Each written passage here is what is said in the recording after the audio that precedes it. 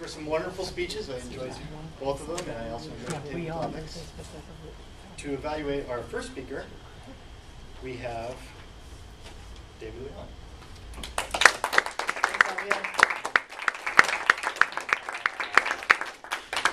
Wow, Marta, you stole my thunder. I was trying to be very astute and pass the list.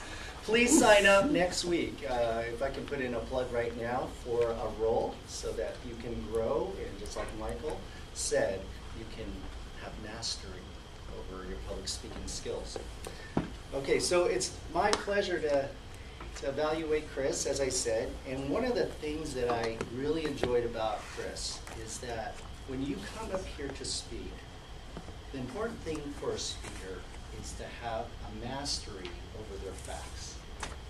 So Chris spoke about a little bit about the history, a little bit about the sense of the place and why this had happened, about World War I and current history as well.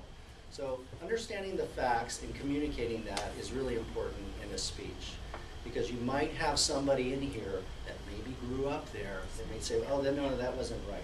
So it's very important to nail those down. The second thing I want to allude to that I thought Chris was really good at, and this is just him, is his relaxed voice.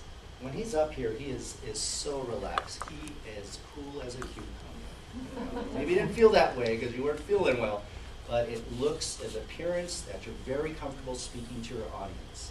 And what does that do for you as an audience? It helps us as an audience to relax. So the conversational style, the mannerisms that you have, great stuff. Some helpful tips on how to improve on your speech. Now, I would suggest that try some of the 10 skills that you already know and use them to your best advantage. And what I mean by that is to be intentional, to be assertive and be intentional. For example, Chris is very natural at his hand gestures. Did you notice? And but I want you to be purposeful in your hand gestures. So for example, if you say 500 years ago, instead of just using your hands, maybe you could practice looking in the mirror. Maybe you could look on the video as Heidi loads it up on YouTube.